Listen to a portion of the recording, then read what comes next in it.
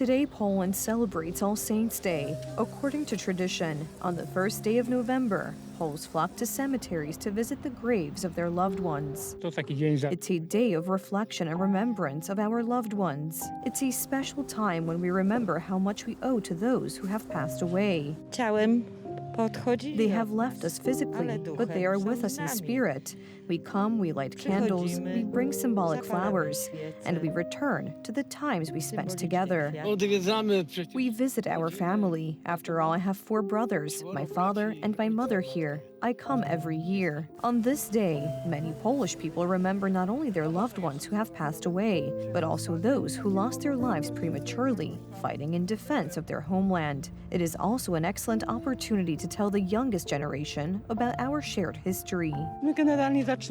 We usually stop at the Katyń monument because we are from a Katyń family. My husband's grandfather died in Katyń, and our grandson's great-grandfather. Polish President Karol Nawrocki appealed for such a gesture today. Let us remember, when visiting the graves of our loved ones, to also light a candle and say a prayer at the graves of the heroes who fought for a free Poland. Such encouragement was not needed by the students from Gdynia, who together with their history teacher, tidied up the graves of our heroes.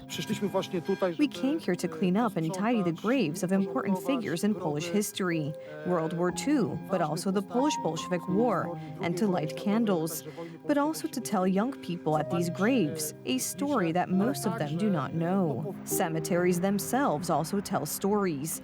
The oldest ones, often gems of art, have witnessed many significant moments in our history. Keeping them in good condition requires constant investment. The 51st fundraiser to save historical monuments is underway at the Powązki Cemetery in Warsaw. You can pay with Blik. Similar campaigns are organized throughout Poland. For example, at this old cemetery in Wieliczka.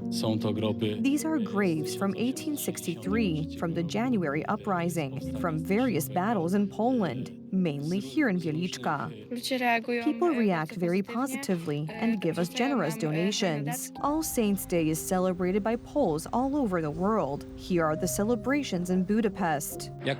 As a Polish community and Polish parish in Budapest, we try to uphold Polish traditions. One of them is a solemn mass at the cemetery, and tomorrow, the commemoration of all the faithful who have passed away. We can pray for them by attending Mass, offering personal prayers, or making a donation for memorial masses, mentioning the names of those who were close to us and who have already passed away. On this day, in accordance with tradition, we will also visit the graves of our loved ones, as every year the police appeal for careful driving and not getting behind the wheel after drinking alcohol.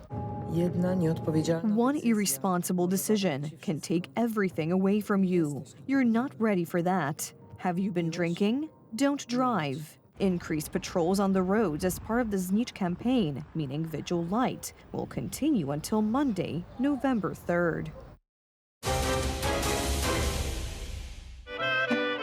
In contemplation over the graves of those who have passed away. This is how we usually remember our loved ones who have passed away. But in many parts of the world, November 1st does not look the same. In Mexican cemeteries, there is music and singing, while in the Philippines, they literally become a home for entire families who move there for a while to be as close as possible to those they miss. Ecuadorians bring food and spend literally the whole day in the cemetery.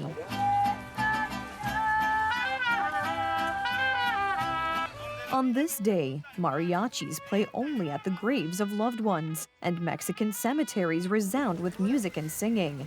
Joy mixes with nostalgia here, because the songs are often memories of those who have passed away. I am glad that this tradition of playing music at graves continues. My mother, who is no longer alive, liked it, and I am here for her. There is a little joy and a little sadness. That's how we are. Mexicans have adopted this beautiful tradition of All Saints' Day and added their own elements to it. When Catholics from Europe arrived in this region, they celebrated both the 1st and 2nd of November. It was a commemoration of the dead, but the local inhabitants, due to their rather cheerful disposition, embellished this tradition with music and singing. It is a time to remember, above all, the joyful moments in the lives of loved ones. We light candles, sing, and stay with our loved ones all night long. In the Philippines, the celebration of All Saints' Day lasts even longer. Entire families move to cemeteries for up to several days. Here, children learn and play, sing songs, and play ball. Adults tell stories about those who have passed away. In Spain, people not only visit cemeteries, but the celebration also moves to their homes, where sweet pastries called bread of the dead are prepared. Ecuadorians take food to cemeteries. A meal at the graves of loved ones is a mandatory part of All Saints' Day celebrations. It's been 30 years since my father died. He was not only my dad, but also my friend, my teacher, my role model. I can't imagine not being at his grave on this day. In neighboring Peru, there is a different tradition. Musicians visit graves, and at each one, they play the favorite tunes of those who have passed away. If our loved ones who have passed away liked music, we bring it to them today. We play it especially for them. In different parts of the world, we celebrate All Saints' Day in different ways, but we are united by the memory of our loved ones who are no longer with us, our longing for them, and the hope that death does not mean the end of life.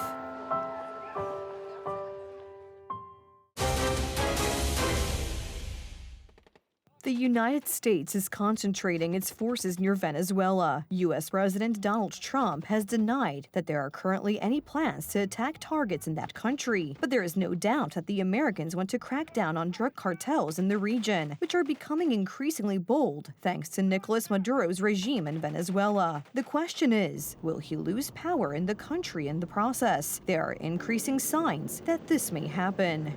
Airstrikes on targets in Venezuela could happen at any moment, according to reports in the influential Wall Street Journal, among others. But no one has officially confirmed this information. Appreciate the question, but of course we would not share any amount of operational details of what may or may not happen. When asked directly if he was considering an attack, U.S. President Donald Trump replied briefly. No. That you made a decision on that? No, it's not true. The fact is that the Americans are gathering troops near Venezuela. The official target is drug cartels, smuggling deadly substances into the United States on a massive scale. The current Venezuelan authorities have less and less to do with real power and more with a drug trafficking criminal organization. The country's president, Nicolas Maduro, is officially wanted by the U.S. justice system, and a reward has been offered for information leading to his capture. The Department of Justice and State Department are announcing a historic $50 million reward for information leading to the arrest of Nicolas Maduro. Maduro uses foreign terrorist organizations like TDA, Sinaloa, and Cartel of the Suns to bring deadly drugs and violence into our country. Maduro is appealing to his allies, primarily Russia, for military support, but this seems unlikely at present. Maduro has remained in power for years through censorship and violence, but there are increasing signs that his time is coming to an end. Venezuela is innocent. Everything that is being done against Venezuela is aimed at justifying war, regime change, and the theft of our vast oil wealth. Venezuela is in a state of internal decay, and the situation is only getting worse. The economy is in dire straits. Poverty and unemployment are on the rise. No one doubts that Maduro remains in power, only thanks to successive electoral frauds and loyal security forces that suppress protests. The U.S. president has been asked repeatedly whether the U.S. plans to intervene and overthrow the regime in that country. Well, we're not talking about that, but we are talking about the fact that you had an election which was a very strange election, to put it mildly. I'm being very nice when I say that. Republican Senator Rick Scott recently stated that if he were Maduro, he would already be fleeing to Russia or China because his days are numbered, regardless of whether there is American intervention or an internal coup in Venezuela that overthrows Nicolas Maduro's regime. Egypt is officially opening the Grand Museum in Giza. The complete Tutankhamun collection will be on display for the first time. The museum is a key element of the Cairo authorities' plan to increase the number of tourists and strengthen the country's position as the guardian of the world heritage of the pharaonic civilization. Construction began 20 years ago. The museum is located in Giza, a city on the west bank of the Nile, 2 kilometers from the pyramid complex. The building covers an area of 500,000 square meters, which is equivalent to 70 football fields. This is a wonderful day on which we all celebrate the opening of the Grand Egyptian Museum, a global monument that Egypt offers to the whole world as a gift from a country whose history dates back to more than 7,000 years, a country that embodies a mixture of all the civilizations that have passed through human history. Among the most interesting features is the monumental entrance hall, where visitors are greeted by an 11-meter statue of Ramesses the Great, weighing 83 tons, which was moved from the front of the main railway station in Cairo. 10 huge artifacts are being moved from the Egyptian Museum in Tahrir Square to the Great Egyptian Museum. These works will be displayed at the main staircase, leading to the main exhibition halls. Built at a cost of $1.5 billion, the museum is expected to attract up to 8 million visitors a year and receive between 15,000 and 20,000 visitors a day. The Egyptian government aims to double the number of tourists to 30 million a year by 2030.